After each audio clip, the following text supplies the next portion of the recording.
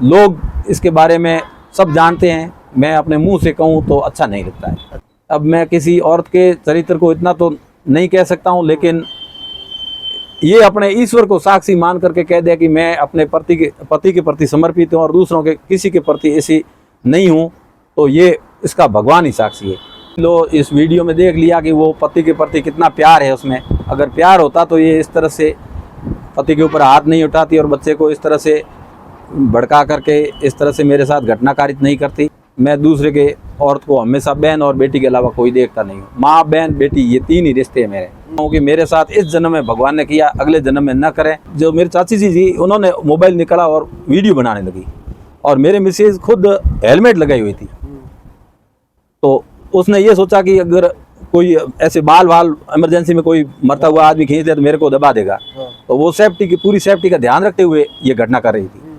और जब इसने पीछे देखा तो वो वीडियो बना रही थी, तब उसने हाथ हटाया गले से और ऊपर से दूर हट करके उसके पीछे दौड़ी कि तेरा वीडियो डिलीट करती हूँ या फ़ोन तोड़ती हूँ। वो फ़ोन लेके भाग गई और मैं तो वहाँ बेसुध पड़ा रहा। मेरे को होश ही नहीं था, क्योंकि गला दबाया हुआ था और अंदर दर्द बहुत ज़्यादा हो रहा था, तो मैं बेहोश हो गया। फिर उस चाची जी का कहना है कि हाथ पैर बांध करके टैक्सी में डाल करके मेरे को घर पे ले गए, और उसके बाद में 2-3 दिन तक उन्होंने क्या किया, मेरे कितने इंजेक्शन लगाए, क्या किया, बेहोशी के वगैरह नशे के थे पता नहीं। मेरे को कोई सुध नहीं रही, बिल्कुल ही मेरे को याद नहीं है कि उसके बाद में क्या हुआ। फिर मैं 5-6 तारीख को फरवरी को मैं होश में आया और बाहर इधर उधर देखा, तो मेरे को वो थोड़ा थोड़ा याद आने लगा कि यार मामला, और शरीर में पूरा दर्द हो ही रहा था। ऐसे करते करते मैं ड्यूटी पर भी नहीं जा पाया कि अब करूं तो मुंह कैसे दिखाऊं। अब ऐसे बार बार हो रहा है मेरे साथ, और अंदर ही अंदर गिलानी हो रही थी कि मैं जीऊं या न जीऊं। आपको वीडियो वायरल कब हुआ, पता कब चला? वीडियो वायरल होने का मेरे को पता चला 10 तारीख को, 11 तारीख को, 12 तारीख को। 10 तारीख को थोड़ी थोड़ी सुगबुगाहट सुनी, लोगों ने इधर उधर, मैं बाहर निकला तो लोगों ने कहा कि ये है मार साहब, ये है। मैंने कहा है क्या मामला। 12 तारीख को मेरे को क्लियर पता चल गया कि ओहो वीडियो वायरल हो गए। और वीडियो वायरल करने वाला कौन? मेरे खुद की औरत और बच्चा, वही घटना करने वाले और वही वीडियो वायरल करने वाले। फिर मैं 12 तारीख को घर से निकल गया। मैंने कहा यहाँ तो अब रहूँगा तो इस तरह से, ये तो इनकी तो प्लान है कि मेरे को, और उस दरमियान मेरे को खाना भी इन्होंने नहीं दिया। थोड़ी बहुत कभी मेरी बच्ची मेरे को चुपके से खाना खिलाती थी तो खाया, बाकी भूखा ही पड़ा रहा। एक अलग कमरा है उसमें। 12 तारीख के मैं बाहर निकला और लोगों से इधर उधर पता चला कि आपके वीडियो वायरल हो रहे हैं। फिर मैंने कहा कि अब क्या करूं, कैसे मुंह दिखाऊं। फिर जैसे तैसे एक दिन दिल पर पत्थर रखकर 14 तारीख को मैं ड्यूटी पर गया। उसके बाद में बहुत बुरी हालत हो गई मेरी, क्या सुनाऊं। हिम्मत रखो, आप हिम्मत रखो। लोग कुछ कह रहे हैं कि आप घर में क्लेश करते होंगे, या फिर कुछ कह रहे होंगे कि आप शराब पीते होंगे। एक वो भी पक्ष होगा कि भाई मर्द दारू वारू पीता है या फिर ऐसे काम करता है तब उसकी औरत उससे गले पड़ती है। आपकी सच्चाई तो अभी आपने अलग ही बताई, या फिर आप आदतन हो कि भाई शराब पी के आना, घर पे क्लेश करना, तब आपको ये सब किया? बिल्कुल आदतन नहीं हूँ। मेरी विद्यालय में जहाँ जहाँ मेरी पोस्टिंग रही है वहाँ पर आप बच्चों से पूछ सकते हो। मेरे पूर्व स्टूडेंट है वो मेरी पैठ दे सकते हैं, और वर्तमान स्टूडेंट है 500 स्कूल मेरे बच्चों में स्कूल में बच्चे हैं, उनको किसी को भी पूछ लो, मेरे स्टाफ से पूछ लो। अगर मैं इस तरह का बदमाश होता तो मैं, मतलब और भी तो लोग कहते हैं ना, केवल 2 मेरे मिसेज और बच्चे के अलावा इस दुनिया में कोई मेरा कह दे कि ये आदमी इस तरह का बदमाश या आदतन ड्रिंकर या XYZ कोई भी गलती हो मेरी, कोई दूसरा तो कहे। अच्छा, दूसरी बात, अगर इस तरह से मेरे को मार रहे हैं तब तो उनके अंदर भय भी होना चाहिए ना कि भाई ये आदमी कभी भी हमको मार सकता है दोबारा। तो उन्होंने इस तरह की, उनकी हिम्मत देखो, किस तरह से क्रूरता है उस बच्चे की, वो किस तरह की खुन्नत निकाल रहा है मुक्के मार मार के, उसके खुद के हाथ दुख रहे हैं और वो ऐसे हाथ कर करके अंगुलियां मरोड़ रहा है। तो ये चीज़ तो हर कोई समझने वाला समझ जाता है कि इसमें वास्तव में कौन पीड़ित है और कौन पीड़ा देने वाला है। अच्छा, झटके दिलाई दिमाग की, जोधपुर ले जाया गया, वो क्या कहानी? वो कहानी है जब दीपावली के जो हाथ पैर बांधने वाली बात है, इसके बाद की। उन्होंने कहा कि ये पैसे उड़ाता है, तो अब ऐसा करो कि इसको पागल घोषित करवा देते हैं। और पहले भी इन्होंने ये 2-3 बार कोशिश की है, 2019 में, 2022 में और 2023 में। ये रेगुलर जोधपुर में अशोक चौधरी करके डॉक्टर है, वहाँ ले जा करके बिना कोई जांच के वहाँ पागल खाने में डाल देती है, और वहाँ महीने महीने तक भर्ती रखती है। और मेरे दिमाग में इलेक्ट्रिक शॉक दिलाए, मैं पूरी मेमोरी लॉस हो गया एकदम। मेरे को कुछ भी इंसान अगर किसी के सामने देखता तो पहचान में नहीं आता कि ये आदमी है कौन, बस जिंदा लाश की तरह रह गया। और उसके बाद में इनका प्लान ये है कि अगर इसको मेंटली रूप से ये बता दे कि ये आदमी दिमाग से काम नहीं कर रहा है तो इसकी पे अथॉरिटी हमको मिल जाए और इसका जो वेतन है वो हमारे खाते में आ जाए, तो हम उसका आराम से उपयोग करेंगे पैसे का, यानी ऐश मौज करेंगे और ये हमारे एक कमाऊ की तरह पैसे ला करके देने वाला बन जाएगा। ये इनका मकसद था। लेकिन जब हमारे प्रिंसिपल को ये इन्होंने बात की कि इसका खाता है वो वेतन हमारे खाते में आना चाहिए, तो उन्होंने कहा ऐसा कोई व्यवस्था है नहीं, रूल है नहीं, और रूल के बगैर हम ऐसा कर नहीं सकते, क्योंकि जो आदमी दिमाग से सही नहीं है वो नौकरी भी नहीं कर सकता है। तो उन्होंने कहा ये रूल नहीं है, इसलिए हम ऐसा नहीं कर। फिर इन्होंने दूसरा प्लान सोचा कि इसको मार पीट करके इसके पैसे निकाल लो, तो वो पैसे निकाले। फिर इन्होंने कहा कि अब या तो इसको हाथ पैर तोड़ करके डाल देते हैं या फिर इसको जान से ही मार देते हैं। तो ये जान से मारने वाली कोशिश इन्होंने अब लास्ट में की है। ये लास्ट वाली इसकी घटना है। ये केवल एकमात्र उद्देश्य था इसका कि इसको ख़त्म कर दिया जाए और इसका इल्ज़ाम वो दूसरी औरत पर लगा दिया जाए कि हमारे आदमी को मार दिया और इसका पूरा का पूरा खाता पैसा और नौकरी का फ़ायदा और प्रॉपर्टी हमको मिल जाए।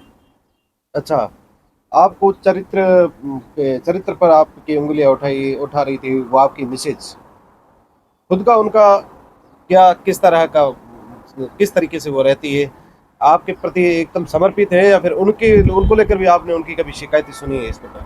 उनकी समर्पण तो आप समझ ही लो, इस वीडियो में देख लिया कि वो पति के प्रति कितना प्यार है उसमें। अगर प्यार होता तो ये इस तरह से पति के ऊपर हाथ नहीं उठाती और बच्चे को इस तरह से भड़का करके इस तरह से मेरे साथ घटना कारित नहीं करती।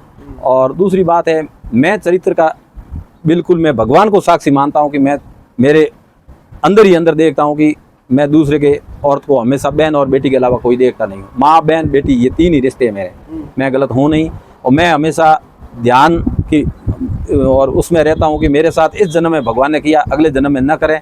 और रही बात इन मैडम की, तो ये तो ऐसे है कि अब मैं किसी औरत के चरित्र को इतना तो नहीं कह सकता हूँ, लेकिन ये अपने ईश्वर को साक्षी मान करके कह दिया कि मैं अपने पति के प्रति समर्पित हूँ और दूसरों के किसी के प्रति ऐसी नहीं हूँ, तो ये इसका भगवान ही साक्षी है।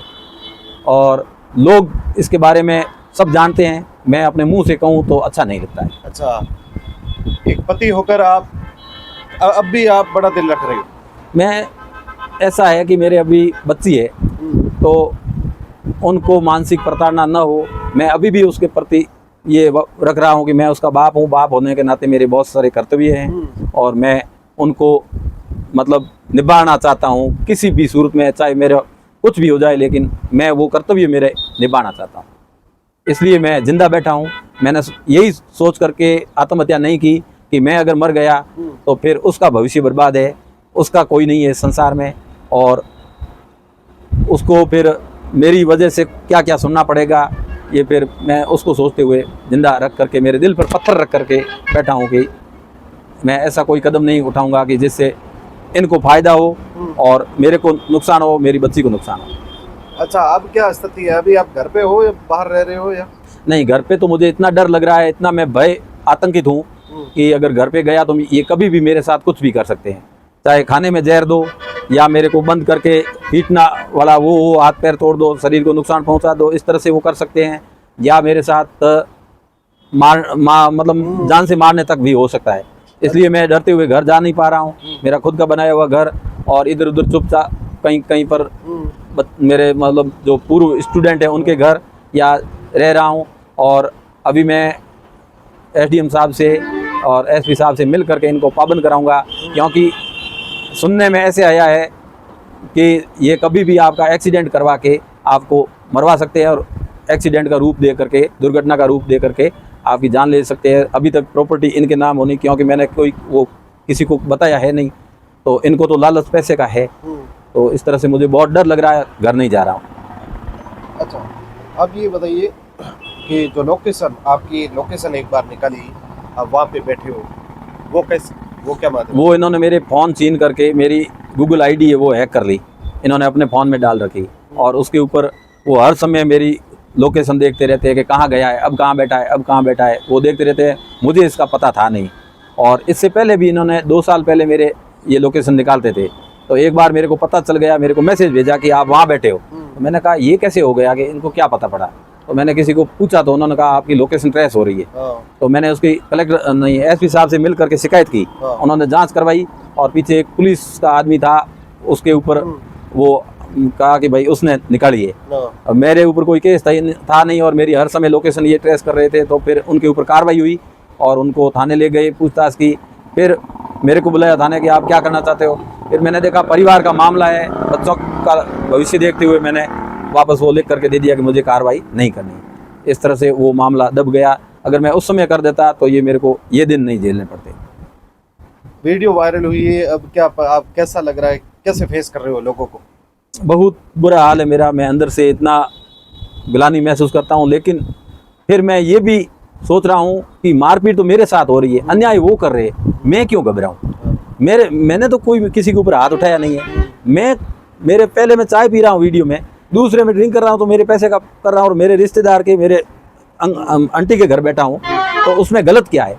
मैं सरकारी शिक्षक होने के नाते ठेके पर तो बैठ नहीं सकता।